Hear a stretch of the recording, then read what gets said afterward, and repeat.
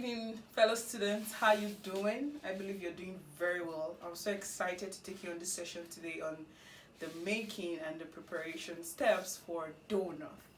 I believe everybody's getting set with all your ingredients on ground as I'll be guiding you through. And you're properly dressed to avoid kitchen hazard and accidents. I still remain Udoji Eberichuku. So let's get started. Today we're making donuts. And in making donuts, first of all, let me talk about the spelling. Either you spell it D-O-N-U-T or the dough before the nuts, you're all correct. Because a dough is being fried to make a donut. I hope that's clear. So today I'm going to be talking about the pastry donut. We're going to be talking about the nutritional value first of all. Donut has lots of nutritional value. Why? Because it has a wide range of ingredients, which ranges from carbohydrates because it has flour and sugar. Talk about protein because it has milk, egg, and the likes. Talk about vitamins, it has nutmeg and other spices. Talk about fat and oil, it has groundnut oil in it, and also butter or margarine. Now, one thing I need you to know before I go ahead is when making your donut, the space you're working at, your equipment ought to be warm.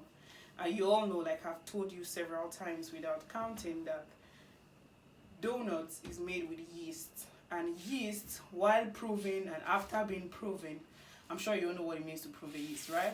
Yeah. So while proving or after being proven, it needs heat to rise up to its good capacity and come out very well. Now, next I want to talk about is the class of consumers.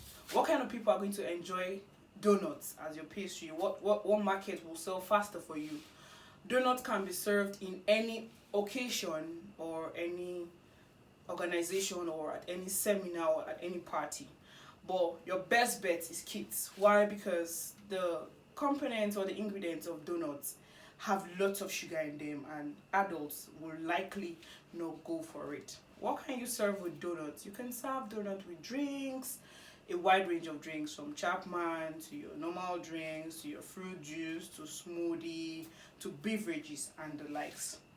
Donuts also in a 3-course meal can be served as an appetizer because it is one of the foods or one of the appetizing meal that opens up your stomach for proper food to come in. I hope we're together, right? Now let's go to the real deal, which is the preparation of donuts. I'll run through the ingredients. I know I've sent them across to everyone here on this platform. So I'm going to run through them, so we'll go through them together. So as I'm looking at my recipe book, I expect you to be looking at your recipe book also. First, we have the flour. And I'm giving you the recipe for a standard one recipe of donuts, which can give you up to 30 pieces of ring donuts. Yeah, before I forget, we have 3 types of donuts. 3 types of donuts. We have the flat donut or the round donut. We have the ring donut, which is the very commonly seen and known donuts. The ones it's round shape and then it has a ring right into it. And then we have the twisted Korean donuts. So we're going to be doing all of this in this class. Back to my ingredients, we have flour 1 kg, we have butter 350 gram, sugar 250 gram, eggs 4 medium size, which is about 250 gram if you want to measure. Yeast, you're going to use 2 tablespoons of yeast, nutmeg 1 teaspoon, milk 2 tin, which is about 300 ml in case you're not using the usual tin, and then salt 2 teaspoons, vanilla powder 2 tablespoons, milk powder 2 tablespoons, and of course your groundnut oil and frying equipment for frying them after you've done them. Now, how are we going to make our donuts? First, you're going to mix flour and butter with your fingertip in your bowl. Your fingertip, I've taught you that severally, just like when we're making a sausage roll. You mix it with your fingertip, and then at the initial time it turns to a crumb. You already know what a crumb is like. At this stage, you should prove your yeast. I know some of you want to be asking me, how do I prove my yeast? Let me give you a reminder. How do you prove your yeast? You get a bowl with a tight cover, an airtight cover. You add 1 tablespoon of yeast, 1 tablespoon of sugar, and 1 tablespoon of warm water. And then you cover for about 2 minutes plus. If it rises to almost the top of the container, then you know you have a good yeast. But if it does not rise, then you have a bad yeast and you can't use that.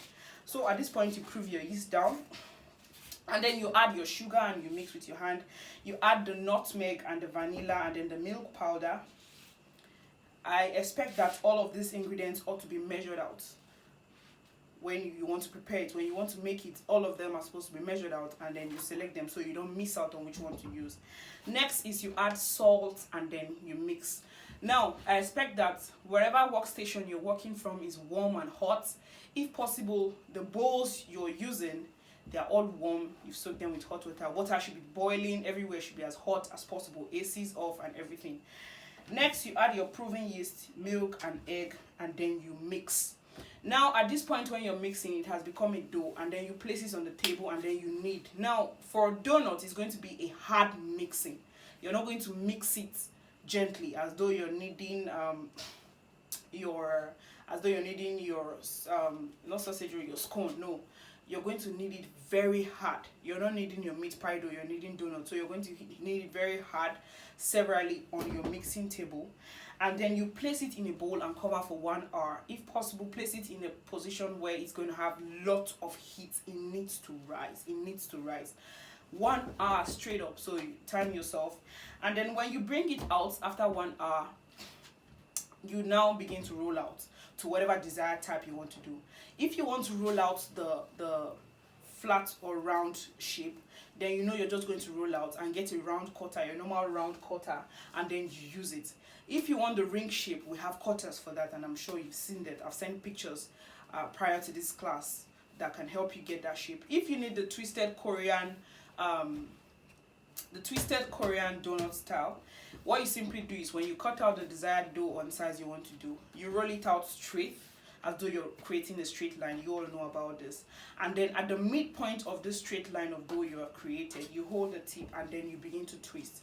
You twist as though you're making the bead for our fondant class. I'm sure you all know what I'm talking about. Any questions, I can always send you pictures of that. Although I've sent you a prior picture of these 3 types, so you already have a better understanding. So all that happened was you just create, with the dough, you create a straight thin strip.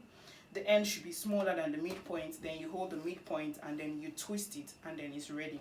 When you've cut out into this different shape, you cover also and leave it on a tray to rise for another 1 hour. Don't cheat on time. Don't cheat on time, students. If you're doing for one recipe at a 1 kg of flour, that's when you cover for 1 hour. If it's more, you add more time. So when you cover it for another 1 hour, then it rises to its full capacity and is ready. And then when you bring it back, you have your groundnut oil ready, hot for boiling, and then you begin to fry. Now you fry till golden dry. To golden brown rather. You've seen pictures of it. We've done it earlier on. So it's no different from this. So I look forward to getting your results from each and every one of you. I look forward to getting your pictures of your beautiful donuts on our platform, and then I'll grade you.